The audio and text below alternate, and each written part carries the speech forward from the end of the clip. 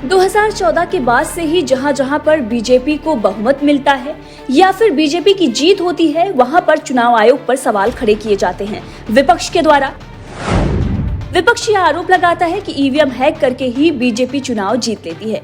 लेकिन आपको बताते हैं कि जिन राज्यों में बाकी जो विपक्ष की सरकारें होती हैं, विरोधी पार्टियों की सरकारें होती हैं, जिनके हाथ में शासन प्रशासन होता है, वहां पर भी बीजेपी चुनाव जीत जाती है।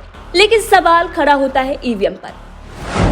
अब इसको लेकर बीजेपी तो समय समय पर इन विरोधी पार्टियों पर प्रहार करती रही है, लेकिन अब चुनाव आयोग जिस पर सबसे बड़ा सवाल खड़ा होता था, उसने भी फटकार लगाई है विपक्षी पार्टियों पर और इसके साथ ही इस पर करारा जवाब भी दिया। जी हाँ, राजीव कुमार जो कि मुख्य चुनाव आयुक्त हैं, उन्होंने तमाम आरोपों पर जवाब दिया है और बताया है कि किस तरीके से पार्टियां जब वो चुनाव जीत जाती हैं तो खामोश हो जाती हैं। दरअसल लगातार विपक्ष ईवीएम पर सवाल खड़ा कर रहा था और वहीं पर गुजरात विधानसभा जो चुनाव की घोषणा की गई है तारीखों की, उसको लेकर भी विपक्ष सवाल खड़ा कर रहा था और ये बता रहा था कि धांधली करने के लिए ही चुनाव आयोग ने तारीखों की घोषणा देरी से की है। अब इस पर जवाब देते हुए फटकार लगाई है राजीव कुमार ने विरोधी पार्टियों को, विपक्ष को। क्या कुछ उन्होंने कहा है, सुनिए, उसके बाद आगे बात करते हैं। Question which you have asked about the independence, तो एक्चुअली इसमें actions and outcomes actually speaks louder than words. तो मैं आपको कितना भी बोल के समझाने की कोशिश करूं, उससे ज्यादा जरूरी है कि हमारे जो एक्शंस हैं, जो हमारे रिजल्ट आते हैं, वो सही है कि है नहीं। अगर हम ये कहते हैं कि हमारे रिजल्ट सही नहीं है जो निकल के आते हैं, तो संभवतः ये इंडियन वोटर का बहुत बड़ा अपमान है। Elections after elections, since the country has got independent, large number, 14, 15, large number of assembly elections, results have shown that at times those who are critical of the commission have got surprising results. I don't want to go into details as to how many times it has happened.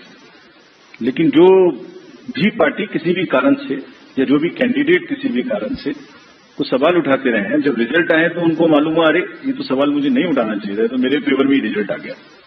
हमारे पास instances है कि चुनाव शुरू होने से पहले लंबी लंबी चिट्ठियां आती हैं कि ईवीएम मशीन्स खराब है, इनको बदल दीजिए, तो वही ईवीएम मशीन उसी पार्टी को जिता देती है। फिर वो प्रश्न बंद हो जाते हैं, फिर वो रिजल्ट एक्सेप्ट हो जाता है।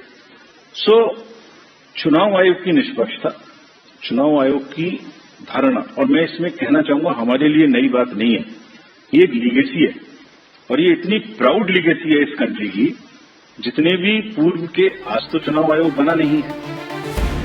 तो सुना आपने राजीव कुमार को, जो मुख्य चुनाव आयुक्त थे, उन्होंने बताया कि किस तरीके से विरोधी पार्टियां उस वक्त खामोश हो जाती हैं जब ये चुनाव जीत जाती है, लेकिन तमाम बड़े आरोप ये लगाती हैं। इसके साथ ही उन्होंने ये भी कहा कि कार्रवाई और परिणाम शब्दों से कहीं अधिक जोर से बोलते हैं, इसीलिए अगर कोई राजनीतिक दल यह आरोप लगाता है कि वो चुनाव परिणाम सही नहीं है, तो ये लोकतंत्र और जनता का अपमान है। इसके साथ ही राजीव कुमार ने ये भी कहा कि कई पार्टियां चुनाव में अनियमितता का आरोप लगाते हुए लंबे चौड़े पत्र भी लिखती हैं, लेकिन जब उनके उम्मीदवार चुनाव जीत जाते हैं तो उनकी शिकायत रुक जाती है और वो ये भूल जाते हैं कि हमने क्या आरोप लगाए थे। इसीलिए मैं फिर से कह रहा हूं कि आरोपों के शब्द से ज्यादा कार्रवाई और चुनाव परिणाम बोलते हैं, इसीलिए उन पर ध्यान न दें।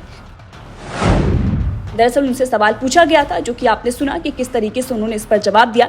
इसके साथ ही विपक्ष जो है वो ये आरोप लगा रहा है कि गुजरात विधानसभा चुनाव में धांधली की जाएगी, इसीलिए तारीखों को देरी से, उसकी घोषणा देरी से की गई है।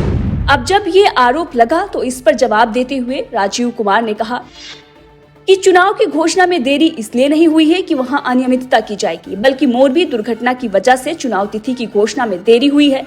मुख्य चुनाव आयुक्त राजीव कुमार ने तमाम आरोपों को खारिज करते हुए ये कहा कि चुनाव का नतीजा ईवीएम और चुनाव आयोग की निष्पक्षता का प्रमाण है।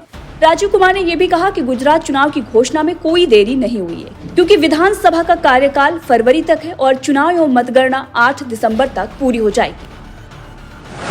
बहरहाल इस खबर को लेकर आपका क्या कुछ कहना है, कमेंट करके जरूर बताइएगा।